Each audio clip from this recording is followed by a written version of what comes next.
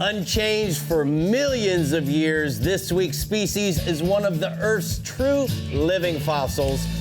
And with 13 of them calling Florida waters home, there's no trouble finding one to bite your bait. We're talking sharks on the Florida Insider Fishing Report, which starts now.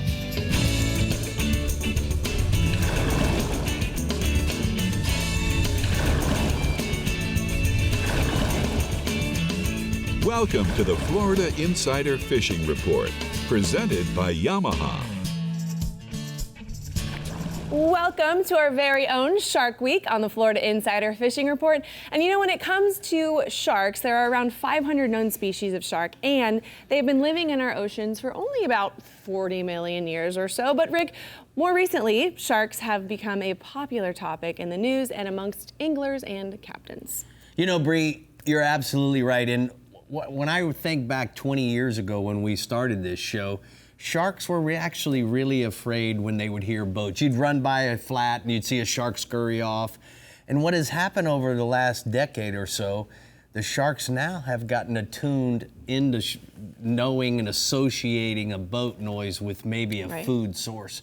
So I can't wait to hear what some of our captains say about each one of their regions and how sharks maybe are a problem for some of the fishing. Right. Well, I know someone who's going to add to our Shark Week convo is over at the CCA workbench. Dave, hello. How you doing? So close to you. Yes, it is. Well, you know, sharks are a great thing to target in Florida. We got a ton of them. Yeah. You know, hot water, and you know, they pull hard, and everybody likes to catch a shark, you know, especially the tourists. They really love to catch a shark. Tourists, yeah, the kids, you're so right. The kids. Sharks and barracudas, everybody. Yeah. Exactly. They I got know teeth. Sharks are definitely on my son Leo's list for sure. All right, well, breaking out the chum in the Alto Equipment Southwest region, we're talking with Captain Ronnie Houston, where there's definitely no shortage of sharks. Go for it, Ronnie. You know what, guys, like Rick was saying, you know, just about anywhere anymore there's an abundance of sharks, and inshore and offshore. They're really not too hard to find, but, you know, they can be caught throughout the whole region, like I said, both inshore and offshore. Concentrate on structure, whether it be wrecks, ledges, you know, artificial reefs. They're also known to be hanging out with large bait schools or a lot of these fish that are migrating from north to south. The inshore side, you know, your passes, your beaches, your flats and edges, any more sharks seem to be abundant. Probably the simplest way to catch a shark right now would be any type of cut bait, as well as large live baits. And if you get some of them large live baits, you can butterfly them. You want to attract some of these sharks, chumming along with a chum bag in the current. That's going to bring these sharks to you, you know, if that's specifically what you're targeting. But if you're trying to fish for sharks, you know, strong circle hooks, wire leaders, and heavier tackle is going to be recommended. And if you're looking for somebody to go out and catch you a big shark, you want to get with Bo Johnson. I got a picture of Bo Johnson. He's up to the north end of the region. You want to go catch some big sharks? Get a hold of Captain Bo Johnson. The offshore side, the red snappers. Now, even though we got the closure red snappers, you know, stay along with FWC. There's going to be plenty of open days throughout the rest of the year. So if you're still interested in catching red snappers, there will be open days, so check those dates. The bite remains strong still, according to Captain Gordy Watson. He says 150 to 170 has been the key for him. He's simply using chicken rigs, whether, you know, a live pinfish has been working well. But you can also use the same type of rig using cut baits will work. But he does say because of all the pressure they've had this year in the last 2 months with the opening of the season, he's been moving around, and what he's trying to do is duplicate where he's been catching fish. He's trying to find some other spots and duplicate them to catch fish, and he's been doing that because of the pressure. And he said once you find that duplication spot, limits are coming quick. And here's some pictures of some red snappers that have been recently caught just before the closure. Nice. On the inshore side, you know, with all the rain and the east getting the bites picked up here in the southwest region, the redfish, I'm getting great reports right now all throughout the region. The east wall in Port Charlotte, as well as the north wall in Pine Island Sound from Pine Island Marina towards York Key. Now down to the south, Coon Key to Indian Key, concentrate your efforts along the outer Gulf Islands. On your mid-tides, especially with the finger mullet schools, we've got moving in them 3 to 4 inch size finger mullet schools. North and south, fish being caught many different ways, not just on finger mullets. You can use cut baits. I strongly suggest using my knocker rigs, getting live pilchers and chumming them up. But early morning all through the region, strongly suggest the top water walk the dog lures, the 120 size J Walkers. In the tannic water, both north and south, your gold spoons. And also in that tannic water, you want to use either a white or a chartreuse-colored Fishbite shrimp scented bait. That'll also catch these fish. And here's a picture of a fish that was recently caught with a customer line while using artificial topwater walk-the-dog lures down in the Everglades. Nice. Last species is going to be the snook. Now, with the passing of the moon, the new moon coming up, nighttime bite with the approach of that new moon, you want to concentrate your efforts on bridge spans and intercoastal docks and seawalls right now, anywhere from Punta Gorda to Cape Coral. Good moving current's going to be the best. Doesn't matter if it's incoming or outgoing. But at the southern end of the region right now, from Round Key to Pavilion Key, outer Gulf, look for finger mullet schools, like I said, for the redfish, or with all the rain we've had, you want to concentrate on looking for them fry bait schools on the outer point. Here we go again. The mid-tide seem to be best. And there's a variety of baits you can catch them on, like live pilchards, live herring, live pinfish, or you can simply use cut baits on knocker rigs. Here we go with the Berkeley J Walkers, the 120 size. Bass Assassin soft plastic shrimp and paddle tails. You know, that tannic water, you want to be using root beer, chartreuse, and white in those tannic areas. And here's a picture of a recent snook I caught here in the last couple days while fishing that same pattern while using topwater walk-the-dog lures. Beautiful fish, great report. Thank you so much, Ronnie. We're going to take a look at the battery tender hotspots from the Southwest region.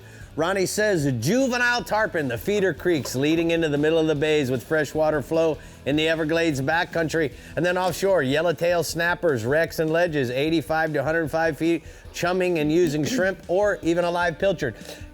He had 6 species because of his hotspots were different than his report. Awesome stuff. Perfect. Yep. Ronnie's on it. All right, if catching a shark is on your bucket list, best get to it in the Casa Vieja Lodge Southeast region with Captain Jimbo Thomas. What's up, Jimbo? Hey, Bree, Rick, and Dave. And yes, just like in the rest of the state, there is definitely no shortage of sharks here in the Southeast region. And definitely there's a lot more sharks around than there have been. They're growing in numbers by the minute, it seems like. Especially bull sharks. We're seeing a lot of those in the bay. And then the ones that we're seeing most often in the offshore are the sandbar sharks. Now, if I was going to do some inshore shark fishing, I'd get anchored up along the edge of a channel and hang a big piece of bait like a bonita or a barracuda off the back of the boat for chum, and then drift a slab of that same kind of bait back in the current. Use 20 to 30 pound tackle and a 4 to 5 foot piece of wire leader and a big circle hook. Great place to do this is in the finger channels, which is just south of Key Biscayne, but any of the channels throughout the whole region are going to be productive with sharks. Nice thing about shark fishing in the bay is you can do it in just about any kind of weather. Now, the main sharks that you're going to see inshore are bulls, lemons, blacktips, but it's also not uncommon for a hammerhead or even a tiger shark to be in shallow water. Now, offshore, bonita and barracuda are also the bait of choice. You want to fish anywhere from 100 feet of water on out to 400 feet or more.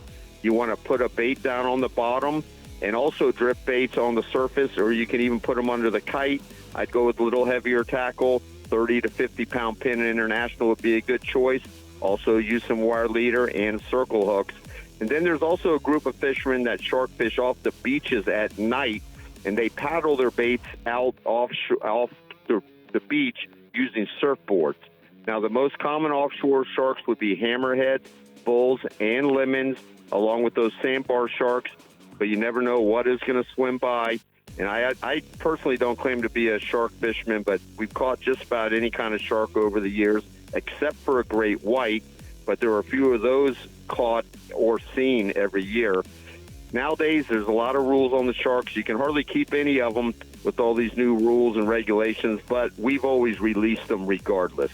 Now, I got a photo here. This is Eli and Zach with a bull shark. They were fishing right next to the Hulliver sandbar.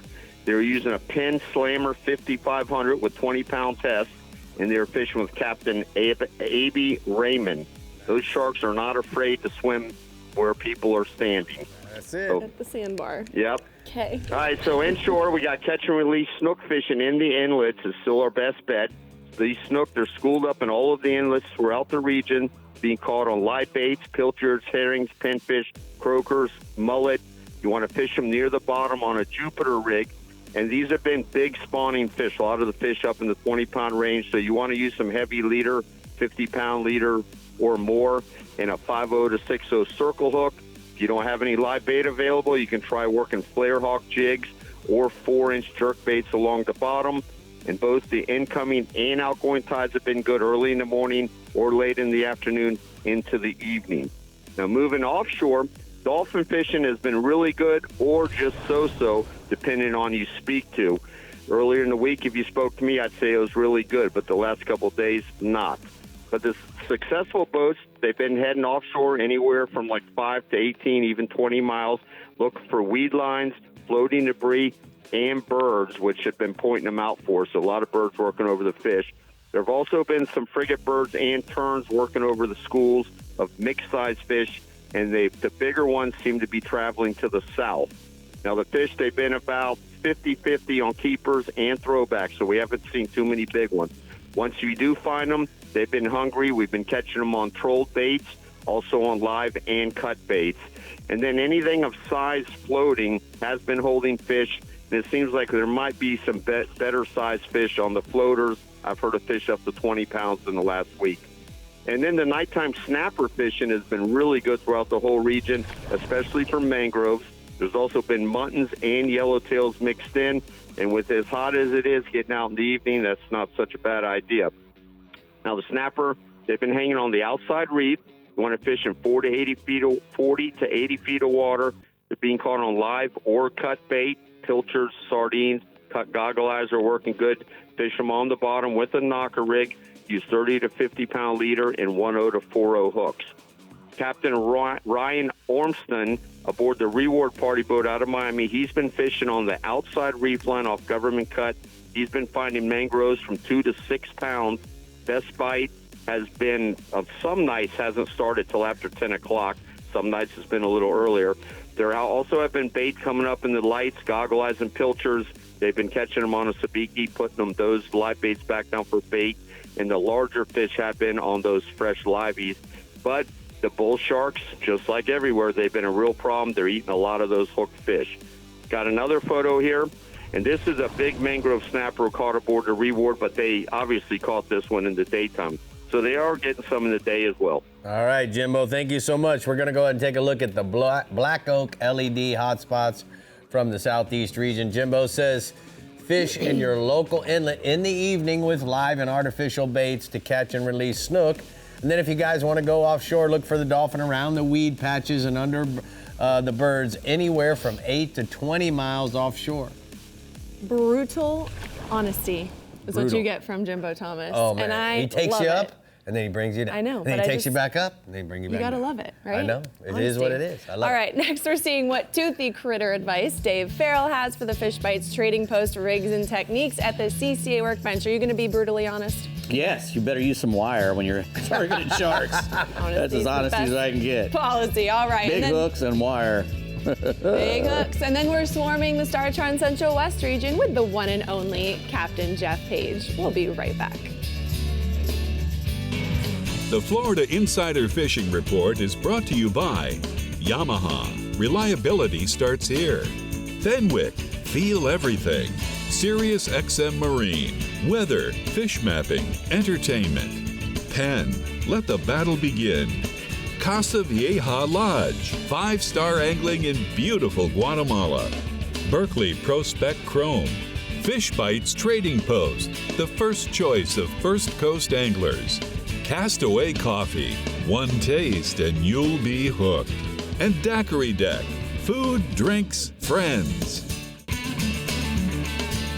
Well, we're here at the Fishbites Trading Post Yes, sir. workbench for the rigs and techniques at the CCA workbench. Yes, sir. So, Dave, we're talking about big sharks, Yeah. medium sharks, any shark. Yeah, well, although sharks are large and fearsome looking, their physiology isn't really made for long fights. A lot of them, if you have the proper tackle and you put enough drag on them, they give up fairly easily, even for their size, Like we catch big tiger sharks in Australia quickly on 130-pound test line with But 90 you pounds of said drag. it with Marlin. Drag kills. Drag kills. If you have enough drag, and if you're trying to catch a great big shark on the beach with, even if you're using an 80 wide with, 130-pound test line, you really can't get that much drag on the fish because he'll swim until he wants to stop, and then he'll go back and forth and just walk you till the end of the drag and then the end of the drag, and a fight can last a long, long time. And for some sharks, that's no good. You know, like for hammerheads especially, they can't take those long fights. They die.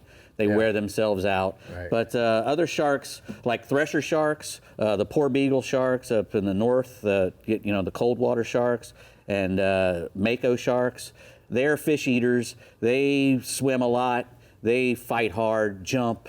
Really, good to eat as well. Those sharks they taste like swordfish. Right. They're really good to harvest if you catch one. Maybe not makos because they're getting kind of rare because everybody knows they taste like swordfish. Right. And they come right up to the boat and very curious, and you'll get caught. But if you're going to be targeting most of the sharks in Florida, a large spinning reel will probably do the job, especially if you're in a boat. The Penn Carnage boat rod there, the SLS3 blank with the Fuji guides, tangle-free titanium guides on there, nice rubberized handles. So, if you get wet, you're going to be able to keep a good grip on it because you're going to need to keep a good grip and, as much drag as you possibly can hold. Now, a lot of guys think they can hold a lot more drag than they actually can. So, you might want to measure it, put it on a scale, figure out what you can hold. You loaded this up with what? This is Pro Spec 65-pound chrome braid. Perfect. Yeah, and when you put your leader on there, which is going to be a wire leader, it should be fine.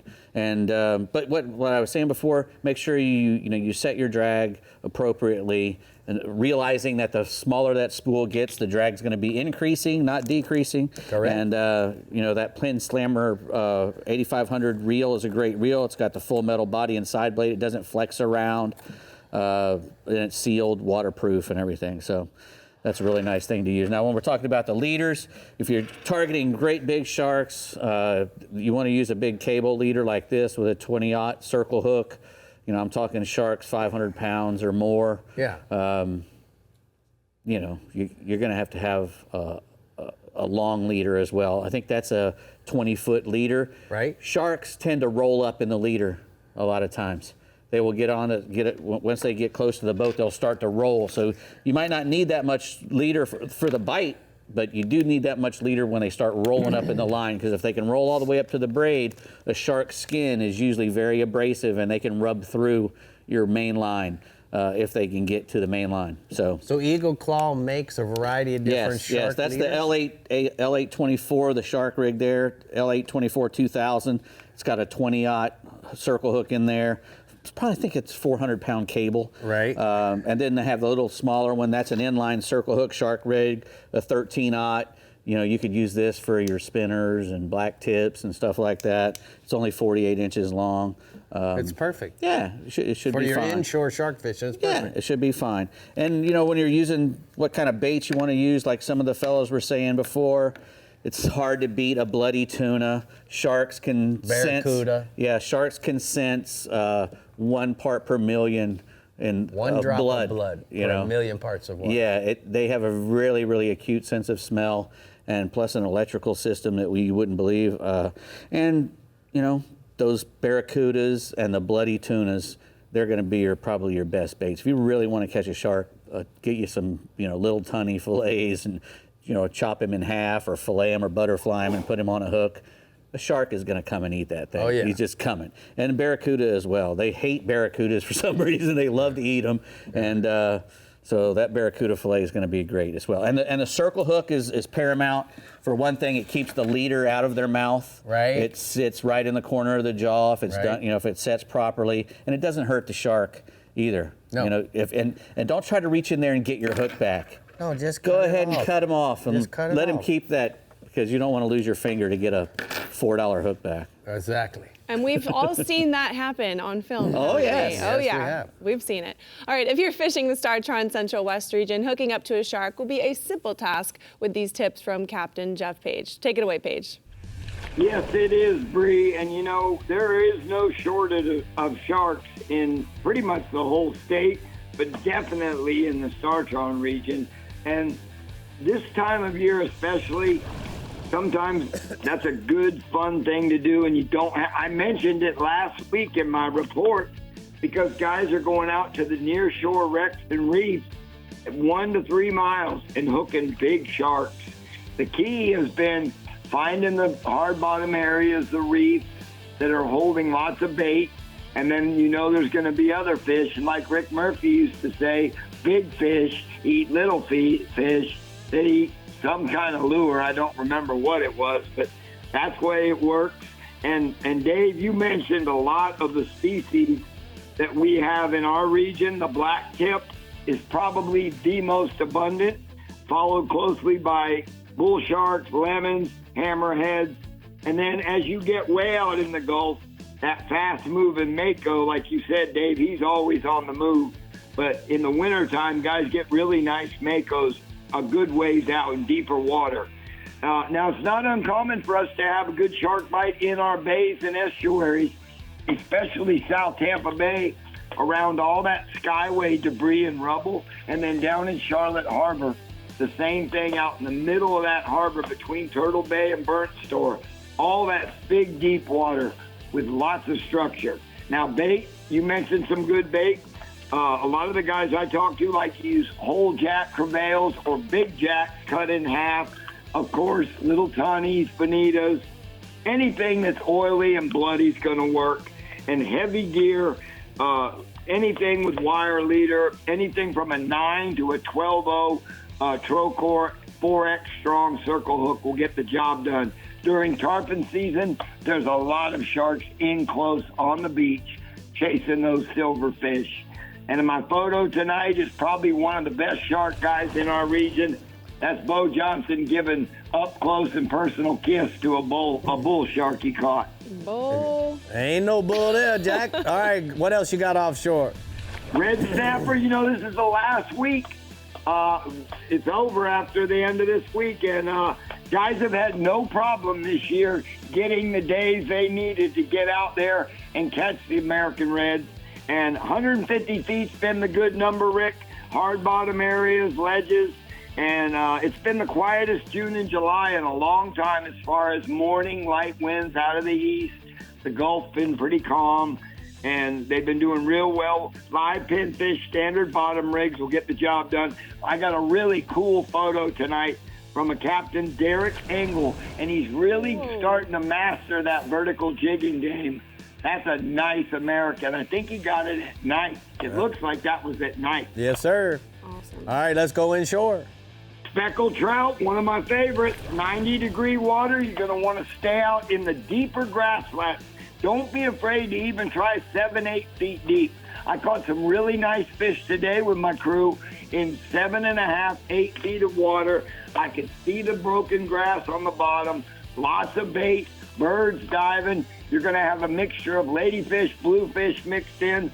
I was around the Long Bar Point area, but I've got good reports all the way from Blinkers Marina, which is at the mouth of the Manatee River, all the way out to the Rod and Reel Pier on that broken grass that's pretty much in the pass. And there's been some really good trout fishing and even some out along the beach. Now, my favorite way this time of year is to take a popping cork and then about 3-4 feet of leader under it with a light jig head with a white gulp shrimp. Pop that cork, let it sit. If you want to throw top water, it's tough to beat the 110 or the 90 Jaywalker in the chrome pattern. And I've got a happy client with Captain James Gibson out of Sarasota with a nice trout. My last species, snook, the nighttime snook fishing, Rick, for your bigger fish has been the ticket this time of year because it's so hot in the day and the fish have been feeding on those afternoon and evening light outgoing tides. Lift plugs work real well if there's not a lot of grass and you're going to want to crank them down the shadow line, Longboat Pass Bridge, New Pass Bridge, Matt Lachey Bridge, all those bridges. If you can't, nothing beats a live ladyfish or a live silver mullet to get the job done. And my last photo is of a nighttime snook fisherman with Captain Dave Parmalu, a.k.a. the Mad Snooker. All right, thank you so much, Captain Page. We're going to go ahead and take a look at the daiquiri deck hotspots from the Central West region. Jeffrey says inshore, speckled trout, look for the quality 15 to 19-inch slot-sized fish holding on the deeper grass flats just off the west side of the Intercoastal Waterway in Lemon Bay. North of Stump Pass, throw some topwater plugs or the 3-inch white gulp shrimp. And then offshore, mangrove snappers, Good bite on hard bottom areas and ledges and 70, 90 feet of water off a new pass north to Egmont Pass.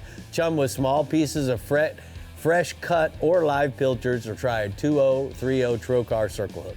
Well, speaking of Daiquiri Deck, we want to personally invite you to join Rick, Dave, Captain Ridge Murphy, Captain Jeff Page, and I at Daiquiri Deck in Venice, August 8th from 4 to 8 p.m. We'll be talking, fish stories, eating great food, and of course, enjoying some daiquiris. We'll probably have some giveaways if I had to guess. We'll have some giveaways. I'm sure we will. We the always first do. giveaway is Breeze buying the first round. How cool is that? I'll do it. I'm right. in. Sounds good. All right. Well, we're bringing the big guns into the Discover Crystal River Northwest region. But first, the Takeuchi Keys region is in the Shark Spotlight with Captain Ridge Murphy. So get ready to reel, and we'll be right back. The Florida Insider Fishing Report is brought to you by Power Pole, Total Boat Control, Berkeley, Your Fish, Our Science, Bahio, blue light blocking, radically clear polarized fishing sunglasses, Scoozy Shoes, the captain's choice for premium lightweight comfort, Sea Sucker, easy on, easy off, incredibly strong, Penn, let the battle begin, Kubota, together we do more, and the International Order of T. Roosevelt, protect your right to fish.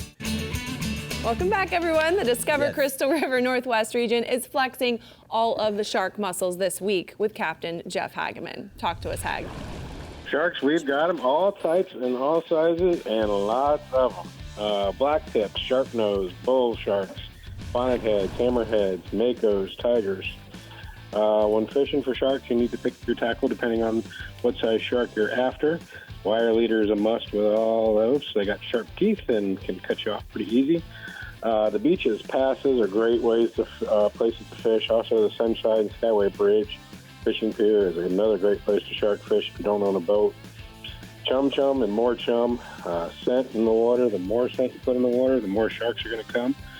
When chumming, make sure you got a good current flow to disperse the chum out over a big area. And the harder the tide is, the more it'll disperse that area. Also, offshore reefs, wrecks holding lots of spinner sharks, black tips, sharp nose, and bull sharks right now. Don't forget those extra long shank hooks and extra hook out that's long to keep your fingers away from those sharp teeth. As far as baits go, anything oily works. Bonita, mullet, stingrays, all work. Livers and all those is what really attracts the fish. So if you get that liver out of the fish and get it outside of your bait when you're shark fishing, that really fires the sharks up. And I got a photo here with Captain Pat McAfee with a nice bull shark with his daughter. Wow, that's a big one. Mm-hmm. All right, Bub, tell me what else you got this week. Captain Rab Davenport at Big Nasty Charters out of St. Pete reports good scamp bite right now, 175, 250 feet of water. Water temps have been warm right now, so you need to get out there early or late evening's been the best bite. 60 to 80 pound fluorocarbon leader, 8 ounces of lead, 6 to 8/0 circle hook has been working well. Threadfin herring tipped with squid has been his best suggestion to catch those with, or a butterfly jig.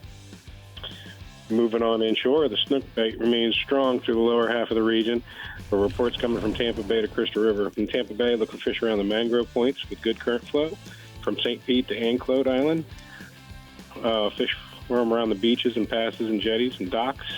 From Hudson to Crystal River, you want to fish those outer barrier islands with live pinfish, sardines, free-lined or under a cork. Bait of choice has been those pinfish. 2 to 4 foot of 20 to 30 pound fluorocarbon leader and a 2/0 to 4/0 circle hook depending on the size bait you're using. Be careful handling fish right now. These snooker, we need them for the future. So the water temps are really hot. Those big fish fight hard. So take an extra few minutes to revive those fish. Take a quick photo and get them back in the water as quick as possible. And I got a photo here of a nice tarpon spring trout caught recently on one of my charters. Nice. All right. What else? One to go. Captain Mario Costello at Tall Tales Charters fishing out of Ozella Keys Marina reports good redfish bite right now.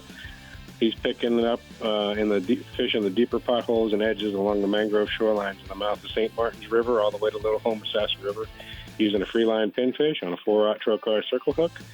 along the edges of the holes and drop-offs. Light leader is a must right now. The water's really, really clear. Anywhere from 12 to 15 pound fluorocarbon leader, getting spooked. All right, bud, thank you so much. We're gonna go ahead and take a look at the Ozella Key Marina hotspots from the Northwest region. Hag says that inshore, snook along the beaches and the passage using sardines and pinfish for bait. You might want to try that on a knocker rig or a Jupiter rig. And then offshore, red groupers in 70 plus feet of water over the ledges and rock piles. And live rock, use pinfish for bait. Don't forget, you got to have those circle hooks. You got to have those circle hooks. We will be in the Discover Chris River Northwest region this weekend. And Hag's coming to dinner. Stop. Come on. We're going to see Hageman? Yeah, he's coming. Oh, man, I haven't seen him in years. All right, for the angler, there are so many pros to catching a Takeuchi Keys region shark. So let's see what those are with Captain Ridge Murphy. Hi, Ridge. Hey, sharks are everywhere down here in the Alta Equipment region. Here in the Keys, we have an abundance of sharks from Atlantic to the Gulf and everything in between. Sharks are a good way to teach good mechanics, and it allows your anglers to pull on big fish with lots of drag that make big runs. It's also a good way to test tackle. Depending on which part of the region that you're in will determine how your setup will be. For the shallows, use a Finwick Elite heavy fast 7-foot rod with a 6,500 to 8,000 Penn spinning reel with a 40 to 60 pound leader and a number 8 wire stinger rig. And for bait, you can use frozen mullet, ballyhoo, or ladyfish. And on the offshore side of things, you're going to want to use some heavier tackle. Penn 50 wides with 65 pound braided line, or on a stand-up or bent butt rod with 250 pound wind-ons and a swivel and a 400 pound cable crimped to a big eagle claw circle hook. Use butterflied barracudas or bonitas for bait, and you want to hook these baits in the nose. You can drift or anchor in both scenarios, inshore and offshore, but you want to make sure that you have some type of current to create a chum slick. Hang over butterflied cudas, ladyfish, or for chum, and be patient because the Jaws music will start playing shortly. I have a photo of John Stevos with a big, big lemon shark that he got off of Key Largo. Nice. All right, Ridge. What else you got this week? Sticking with inshore, I spoke with Captain Jared Steer, and he says that the early morning tarpon fishing has been pretty good. Look for the fish popping on the shrimp on the surface and rolling on the edges of the flats and in the moats around the island. You can throw Gulf shrimps in pink or new penny, or you can throw some flies to them also. These fish are ranging anywhere from 20 to 30 pounds near the islands, and on the edges of the banks, they ended up going out to 30 all the way out to 100 pounds on the edges of the bank. Moving offshore, I spoke with Captain Chris Trossett in the lower Keys, and he says that the mahi fishing has been the most consistent thing to do right now. The fish have been holding close to 700 to 1,000 feet of water and have been holding on debris, weed lines, turtles, and birds. Chris also said that with all the schoolies around, that there's been quite a few blue marlin sightings.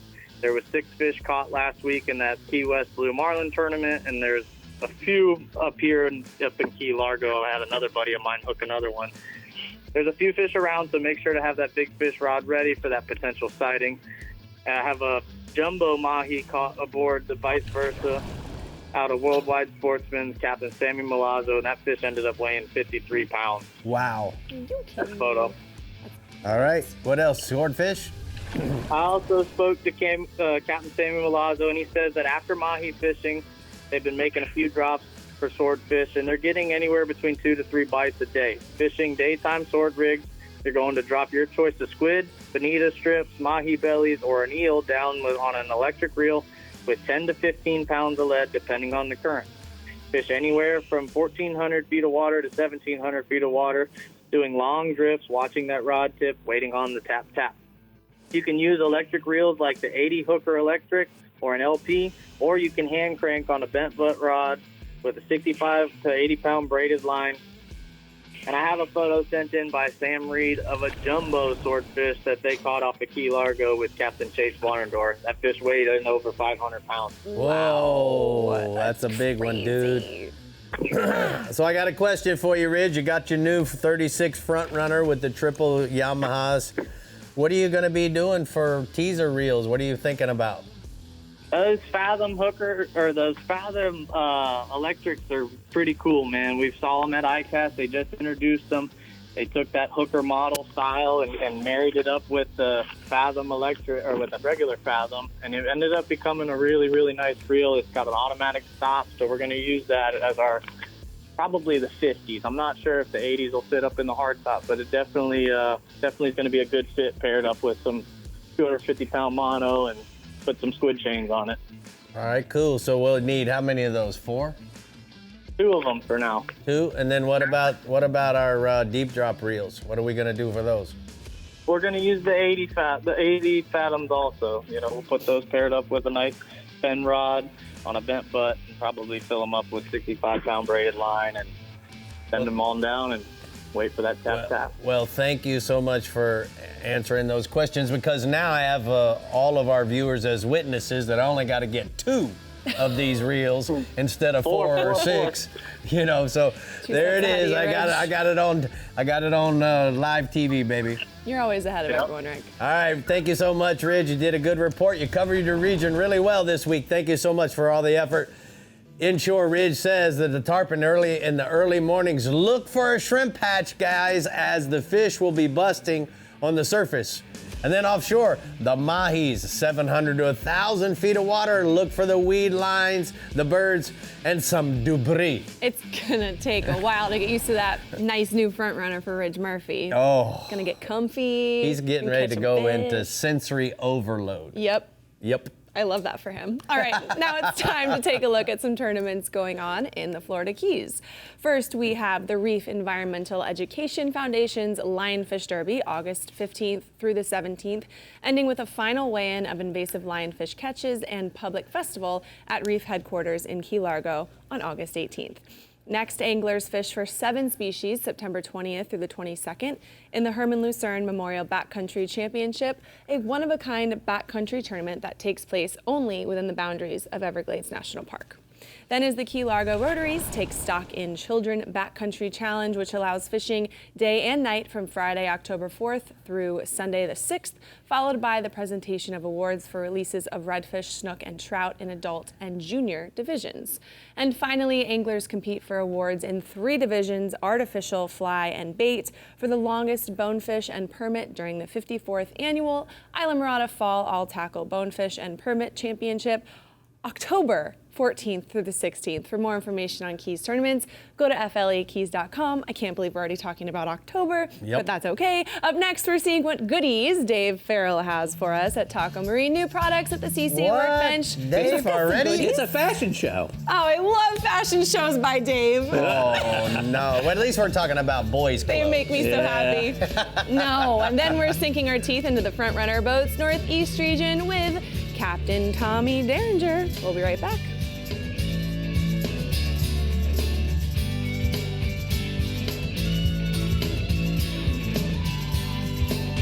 The Florida Insider Fishing Report is brought to you by Alta Equipment Company, where uptime matters. Ameritrail, load, launch, relax. Abyss Battery, power your pursuit. Rodan, set it, forget it, catch more fish. Discover Crystal River, Florida. Bass Assassin and Saltwater Assassin, best lures, period. Black Oak LED, never be left in the dark. And Maverick Boat Group, makers of premium boat brands Maverick, Hughes, Pathfinder, and Cobia. We're here at the CCA Workbench. Time for the Taco Marine new products, Dave. And you know what? We got a little sea sucker action going on here. Yeah, right there is the Sea Sucker Flex X phone mount. And what they have done is they've used the Ram Mount's innovative X Grip cell phone holder and paired it up with a 4.5-inch Sea Sucker sucker. Sucker. Exactly. And they pair together nicely, because once you put that thing down, it ain't going nowhere. I like that you can bend it and have it face you. Or right, turn it you can away. bend that mount any way, just about any way you want it, and gives you all the flexibility you need about, you know, putting your phone, whether it's vertically or horizontal or whatever. There's 2 sizes. The standard holds a 3.25-inch phone, and the XL holds up to a 4.5-inch phone. And 25% of the purchase of this goes to CCA Florida. So that's a cool thing. Just remember, guys, when you're putting your sea sucker on, you just keep pumping this until the orange ring is gone, and then you know that it's going to stay there. It stays sucked onto Yes, whatever it will. your sea sucker in. Yep, so that's a really cool thing to mount your phone on. So next we have the Starbright mesh trash bag. That's it's got a powerful locking suction cup on there as well. You can just rip that all apart. Okay. And you know, that suction cup, once you lock it down, it stays where you want to put it. It's got tie cords and clips in there as well, so you can tie it to the leaning post or clip it to a T-top railing or a table, or you can even tie it to a tree branch if you want to. If you're out picnicking, it makes a great garbage can anywhere you go.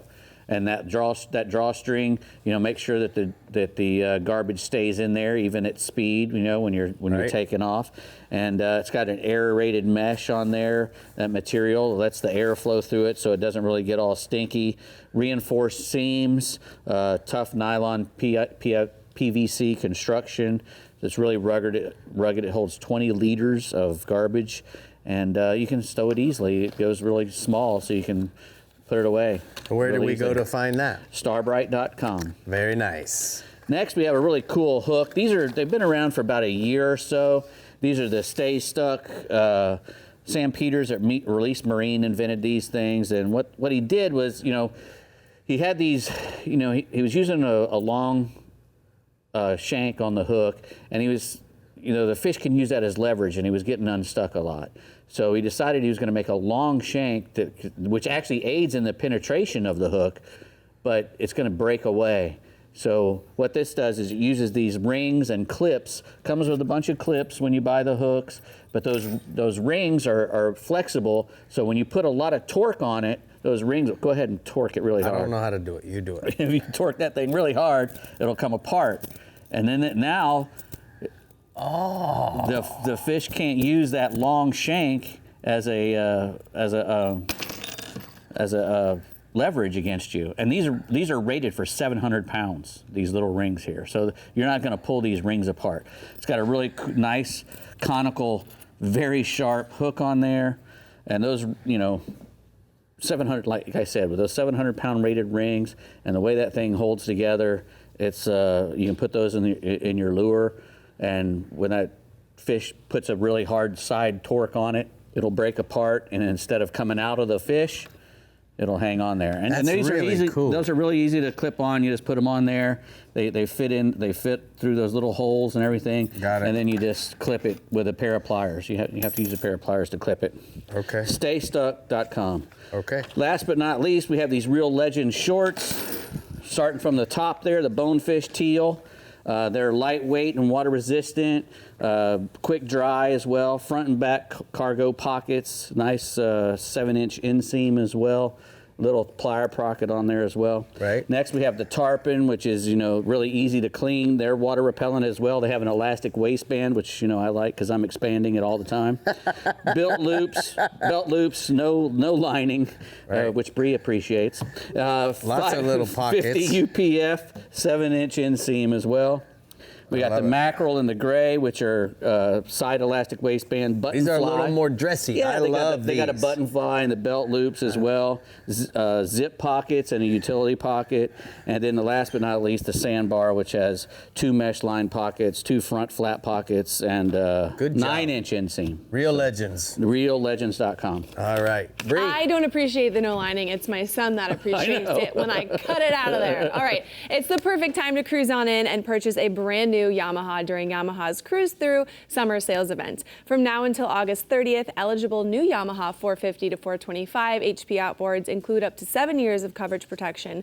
350 to 30 HP outboards come with up to 5 years, and all new Yamaha portables include up to $250 in dealer credit. For more information, visit your local Yamaha dealer today.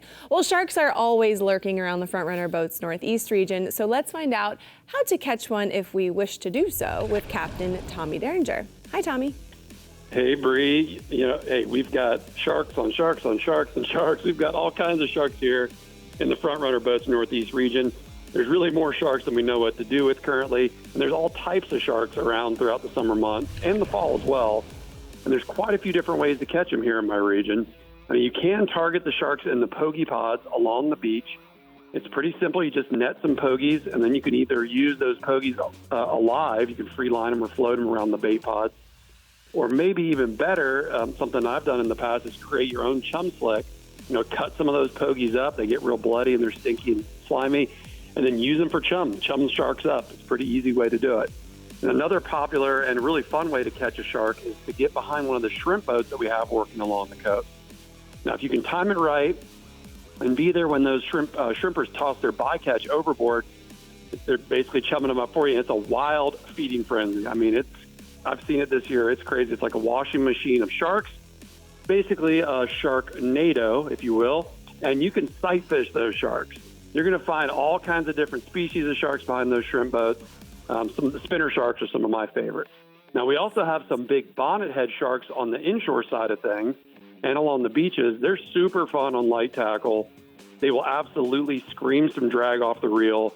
The bonnethead sharks, those are primarily crustacean eaters, so a halved blue crab or live or dead shrimp, those are great baits for those guys. And, sharks are just a great way to get, a kid or just someone that's new to fishing. It's a great way to get them hooked up on something big, and it's really great practice in learning how to fight a big fish. You can learn how to get the angles and all that stuff. So we like our sharks. Now, staying offshore, cobia, we've had a great little sneaky run of cobia over the last couple of weeks. I spoke to Captain Matt Chipperfield. He's been on a good cobia bite. He tells me he's been, with the drop in the water temperatures that are due to some of this upwelling that we've had, some of those offshore cobia have been pushing into some of those nearshore reefs and wrecks. Now, Captain Matt said he's even seen and heard of a few fish being caught along the beach on some manta rays over the last couple of weeks. And he said when he's targeting the cobia offshore on those reefs that are holding large quantities of bait, that's a big deal. Look for the ones that are holding the big quantities of bait. He's been using jigs mostly, but also you can use some live bait. And since we're talking about sharks this week, if you're out there, you want to see some big sharks when you're fishing for cobia because those cobia will follow those sharks, especially those big bull sharks. And so you want to have a pitch rod ready just in case you're bringing a fish up, brings one of those bull sharks up, he might have some cobias on his back. And I've got a picture here. This is Captain Matt Chipperfield with a happy group of clients. Those kids look like they're really stoked, and they're cobia from last week. Now, moving inshore, guys, even though this has been one crazy hot summer and the water temperatures in the backcountry have probably been close to boiling, the redfish have been really happy, and my clients and I have been catching some really nice fish by tossing some artificials this week. Now, the bite has been best early in the morning when it's a little cooler, and then again in the afternoon after the storms or even right before dark.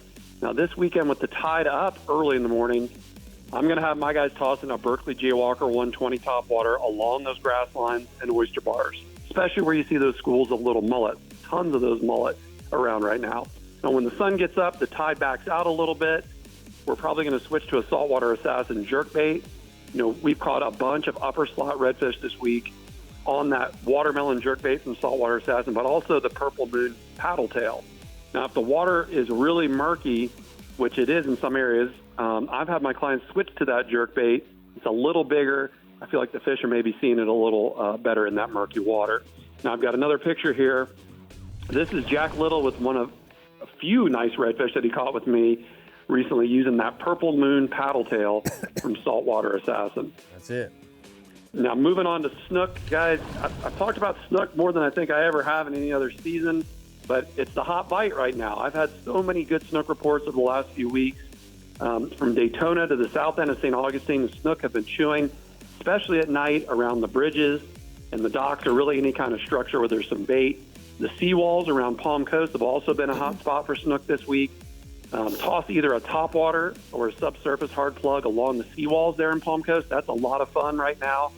You can catch a snook, but there's also some extra large size jacks in those areas, and they're always fun to catch. Now, in the back of some of their bigger creeks in the south end of the region, the snook bite has also been good. You can fish the deeper creek bends using a large live shrimp or a finger mullet, like on a fish finder rig. Of course, if it's early or late in the day, a topwater is going to be great in those areas as well for the snook.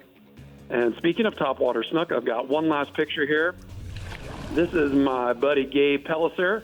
with a nice 30-inch snook, which is a big one for this area, that he caught on that Berkeley Jaywalker 120. I gave him one to try out his favorite snook spot, and it worked out. All right, man. Thank you so much, Tommy. You know what else is working out is the Strike Zone Northeast hotspots. Tommy says that inshore, the redfish and the snooks on the topwater plugs at first light and last light, fish around the schools of finger mullet, and then offshore, cobias on the nearshore reefs and wrecks from 100 to 120 feet. Also, look for them following those manta rays on the beach. All right, well, as we've heard. So you know what else, Bree? We've got a photo of Yes. the new front runner 36. We teamed it up with a bunch of cool electronics as well as the new F350, just like the one behind us. Oh my goodness. And I'm gonna tell you, I'm really, really impressed with the finish work that Front Runner's done. I can't wait to show it off to everybody and let everybody check out how the quality of this boat. It's amazing. I can't wait to see it. Congratulations on your new child. We'll have it air conditioned. Oh, great. All right. Well, as we've heard, sharks are a nuisance all over Florida, but they can also win some great prizes in the CCA Florida Star competition presented by Yamaha. Catch any shark, any size, take a photo on or with the 2024 official Star measuring device and submit it through the Star app into the Ingle Cooler Offshore Division or the Power Pole Conservation Division presented by Bull Bay Rods, and you could win a 250 Yamaha outboard, electronics from Humminbird, Bull Bay Rods, and more, but you must be entered in the competition to win. There are still more than 30 days of fishing left, so get registered today at ccaflstar.com. But coming up next, we're headed to the Real Legends Central East region, and then we are going fishing for sharks in the Seasucker Panhandle region with Captain Pat Deneen. But remember to keep up with everything fishing in Florida. Scan that QR code on your screen to check out all of our social media pages, YouTube channel, Captain Rick Murphy, and on our website we have our show merchandise. You can purchase any of the products you see here on the show, so make sure you sign up to be a part of our live studio audience, and make sure you scan away. We'll be right back. The Florida Insider Fishing Report is brought to you by StarTron. Start, run, and store with StarTron. Berkeley, your fish, our science. CCA Florida, the voice of recreational anglers for over 35 years. Front Runner Boats, performance-built offshore fishing boats made in the USA. Takeuchi, from world first to world leader. The Florida Keys and Key West, come as you are. Murphy's Law Sport Fishing. Book your trip today at murphyslawsportfishing.com. And Strike Zone Fishing. All right, when it comes to the shark life in the Real Legends Central East region, no one knows the game better than Captain Jim Ross. Let's hear it, Jim. What's going on, man? Well, you know, the Central East region has plenty of sharks just like everywhere else. We have no shortage of them. You should not have a problem finding them. And shark fishing has actually become really popular over the last 5 to 10 years, especially with the light tackle recreational anglers. And the charter captains are just loving the shark trips because tons of people come to my region that want to go out there and catch some sharks. So if you're coming to the Real Legends region, make sure you give one of the charter captains in this area a call because we have plenty for you to choose from. Now, back in the day, running a shark trip meant getting on one of the party boats and kind of running out there, and it was really more of a booze cruise than an actual fishing excursion. But things have changed. Today's captains have honed their shark fishing techniques and are extremely successful at getting their charter clients on some great catches. Chunks of bonita, barracuda, or any kind of oily bait fish, or live or dead, will catch coastal sharks. And you want to put these on, obviously, on a wire leader. And, you know, some of these fish, you need some pretty heavy gear because some of these fish can get 10 feet, 300 plus pounds or even more. And you've got captains like myself and Captain Glenn Austin of Going Coastal Charters down in Sebastian. We like to kind of take it to the next level. We target the black tips, the spinners, sometimes the bulls, and even the fine-tooth sharks with large topwater chugger plugs when the conditions allow, especially when you're fishing around bait pods. This was really cool to watch these big sharks come up and slam a topwater plug. And then in the lagoon systems, we've got a huge number of baby bulls the past 2 years, and it's this year in particular. So the entire region, no matter if you fish from shore, fish from a boat, fish in the intracoastal, fish offshore, we've got sharks for you. And like I said, some of these fish are pushing 100 pounds or better. So we've got a little picture here of a river bull that we caught the other day. This is your typical bull shark that you're seeing on the flats right now. Yes, they will get bigger, but most of them are about 2.5 to 3 feet in size. And then I've got this gigantic shark that Todd caught the other day. And I'm serious. I don't know if any of the other captains are going to have one that is going to even closely compare to the size of this shark that we caught right there on the tip of the Cape.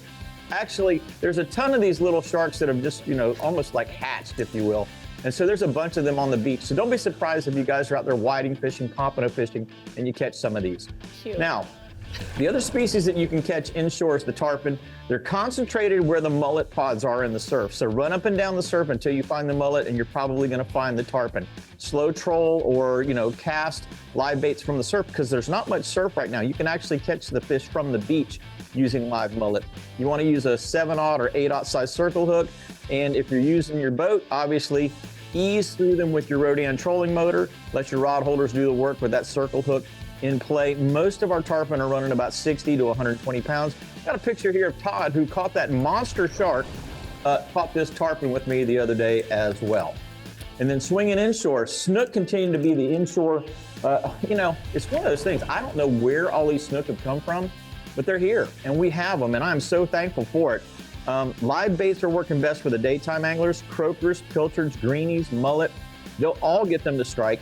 Nighttime anglers are getting solid hookups with flare hawk jigs, saltwater assassin 5 to 6 inch swim baits, and lip diving plugs. And our average inlet snook right now is running about 32 to 38 inches. Captain Brian Pounds of Edgewater sent me a picture here of this snook with Mark Blythe.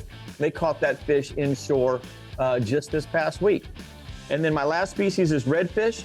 Water temps are cooling off with this little bit of rain that we've been getting, and that's allowing the fish to push back up shallow again and get along the shoreline. So you can actually see them crawling and cruising the banks right now. Shrimp or minnow style flies are working really well. Also, small saltwater assassins. They make a little 3-inch shad assassin in salt and pepper or in albino, and this thing is working really good on these fish that are just cruising along the shorelines. Make sure you check those mangrove trees. Anything that's an overhanging area with a branch or a root, a lot of times they'll slide up under there, and especially in the middle of the day when it gets hot. Most of our redfish are running 18 to 25 inches right now. All right, Jimmy, thank you so much. Great report. We're going to miss you this weekend, but we got to do the Rodan Marine Systems hotspot. He says inshore redfish and speckled trout in the northern flats of the Mosquito Lagoon. Use live pigfish, saltwater assassin, 4-inch sea shads, and pilchard or Houdini colors for fish up to 30 inches. And then offshore, mangrove snappers on the reefs and wrecks, 70 to 130 feet of water off of Ponce Inlet. Use live or chunk pilchards and herring for fish up to 10 pounds. That's a big snapper. That's a big snapper. All right, it's a fine line between wanting to catch a shark and being outfished by a shark in the Seasucker Panhandle region. So let's hear from Captain Pat Deneen on this one. What's up, Pat? Hey, Bree, I tell you, the Panhandle has plenty of sharks. In fact, many people too many sharks. Some of our wrecks out in the Gulf, it's pretty much impossible to fish them because the sharks get your fish before you get your fish. So yeah, that is a case about trying to outfish the sharks. Cool thing is currently the Okaloosa Island Pier, it's ground zero for tiger sharks. Every summer for the last 5 years or more, there's been a varied population of tigers hanging out there, just feeding on all the minnows. So I mean, if you want to see some sharks or catch some sharks, it shouldn't be too difficult to do it in the Panhandle. Beachside anglers are using kayaks and paddleboards to take their shark baits, usually bonita or stingrays, well out past the second bar. And typically they're fishing at night and catching bull sharks, tiger sharks, hammerheads, and other larger species. And sometimes even a mako shark, especially in the springtime. And more than one great white's been caught off the beach up here, so that's kind of cool. The smaller sharks are going to be in the gully just off the beach and in the bays. Primarily, these are going to be bull sharks, black-tip sharks, sharp-nosed sharks, spinners, ladyfish, either whole or chunks. Make a quick bait, and then you can either free line them or fish them off the bottom. And these smaller sharks, we got clear water. They're a lot of fun to sight fish them. Use medium to heavy spinning tackle and just ease along and present the bait to them, so you get to watch the bite and everything. So that's pretty cool. Staying offshore, quite a few dolphin are being caught, some within state waters. The majority of the dolphin are being caught incidentally while targeting other fish. The guys slow trolling cigar minnows for mackerel.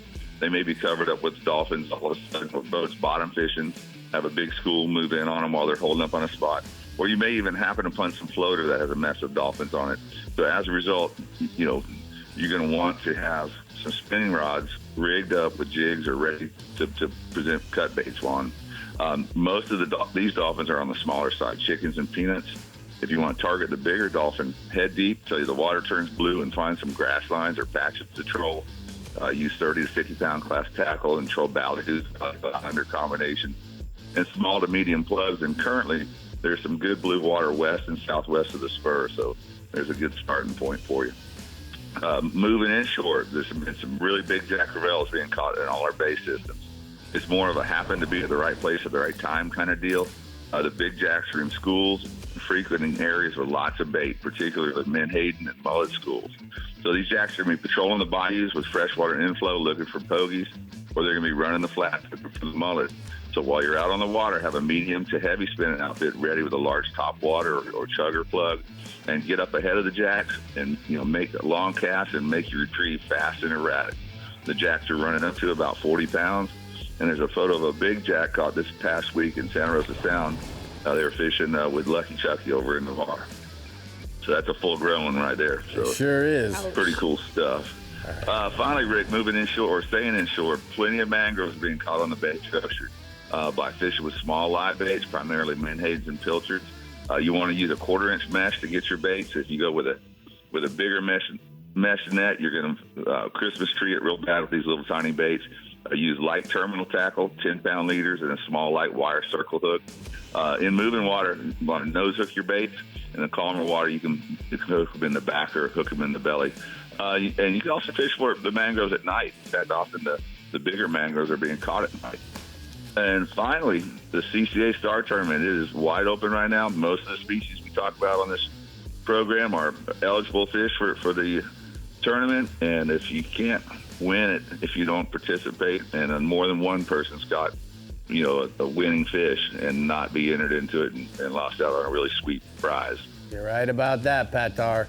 All right, you got to be in it to win it, so that's for sure. We're going to go ahead and take a look at the hot spots from the Sea Sucker Panhandle region.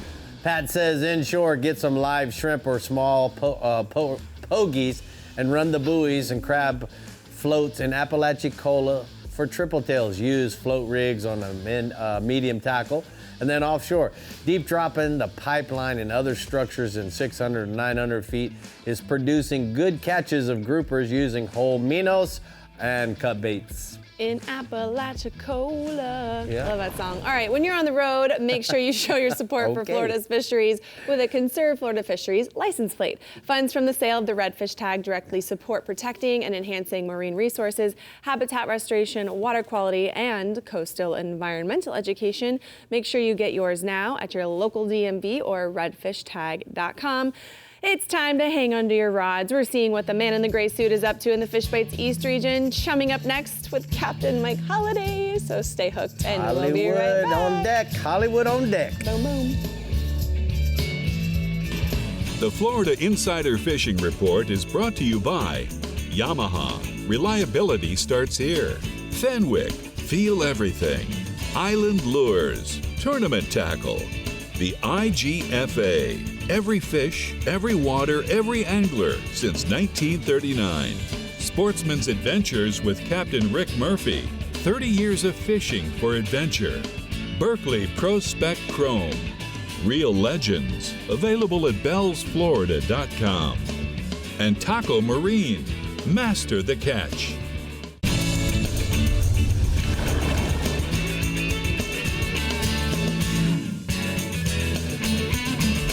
Today's Power Pole tip of the week is about the Power Pole Pro Series. Now guys, if you have a technical poling skiff, this is the shallow water anchor that you're going to want to look for. The reason why is because it's very lightweight and designed specifically for those technical poling skiffs. So if you have a Maverick HPXS with carbon fiber, your weight is everything. Now, the Pro Series comes in a 4-foot, 6-foot, and 8-foot models. And the thing that I love about them is, depending on the model, they're only 13 to 17 pounds. We also have ported it to give it actually less weight as well. But make sure you understand that we have a very quiet pump that comes with it, so you still have that strong traditional hold when it comes to the bottom. Remember this about the Power Pole Pro Series is it's been specifically designed for technical poling skiffs and for fishing around spooky fish. So if you have any questions about any power poles, go to powerpole.com, and that's today's Power Pole Tip of the Week. So I used Ridge's Maverick, the little boat with the Pro Series on it. Yep. Man, it is so quiet and so light. It was really impressive. And it's so neat to be reminded of all the different power pole products that they have. But speaking of products, you know, Bree, Alta Compact Corner, you know, the Alta Equipment Company, they carry over 20 different brands. What? Yeah, nationwide. So you have to remember, guys, if there's anything that you guys are thinking about, give Alta a call, tell them I sent you. They got 12 locations here in the state of Florida now. They got the state-of-the-art warranty centers, one in Jacksonville, another one in Fort Myers. Their warranty is beyond belief, you know, from big giant Volvo trucks to little dingoes like this. Little dingoes? Yeah, man, we have a piece of equipment for all your needs. So go to Alta. Ask for the Rick Murphy deal. Yeah, that'll get you off. That'll get you a bunch. All right, well, it's the same old story in the Fishbites East region where sharks are abundant and everywhere. Mike, we've had a firsthand experience paying the old tax man together, haven't we? We have. They're just everywhere. You know, most anglers will tell you we're overrun with sharks in the East region, both inshore and offshore, particularly in the offshore waters of Palm Beach County, where there's a lot of big bull sharks, sandbar sharks, dusky sharks, and lemon sharks. And the bottom fishermen, you know, say most days, taxman takes about 50% of their fish. Now, over the next few months, we'll see a lot of black tip and spinner sharks on the beaches, particularly during the fall mullet run. A lot of those sharks will push up onto the flats, and it's well known that the bull sharks come up into the rivers to have their pups this time of the year. So there's a lot of juvenile bull sharks in places in the St. Lucie River, like the Harbor Ridge area and around the 10-cent bridge. You want to target them with anything from a live or dead mullet or bonito or jack crevalle to a chunk of barracuda or ladyfish or stingray. Put them out on number 8 wire and a 10-0 4X strong circle hook. The average shark in my region is going to be anywhere from 80 to 300 pounds, depending on the species. I got a cool photo that Just Sarah, Port St. Lucie, sent me of a little mini bull shark he caught in the St. Lucie River on a dead mullet. That's the fish you'll find up in the river. Now, the mangrove snapper bite is really picking up in my region, particularly on the shallow reefs and wrecks in 40 to 70 feet of water. The current's been honking all week. That's kind of making it tough to get your baits in the zone. But if you can, the snapper have been super aggressive, particularly at night in places like Peck's Lake and the sand pile and out on the Halsey wreck. And for bait, anything from a live pilchard or juvenile threadfin to a dead sardine or cigar minnow will work. You can fish them on a 1-ounce jig head or triple swivel bottom rig.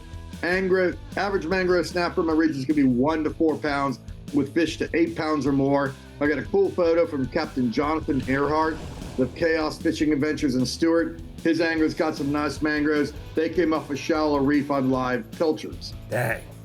All right, let's go inshore, Mike. Yeah, you know, calm seas and super clear water on the beach is made for some great catch and release sight fishing for snook this week. The Hope Sound Wildlife Refuge, Bathtub Beach, South Beach and Fort Pierce, and the Ryomar area of Vero Beach, all those areas have good populations of snook running the trough.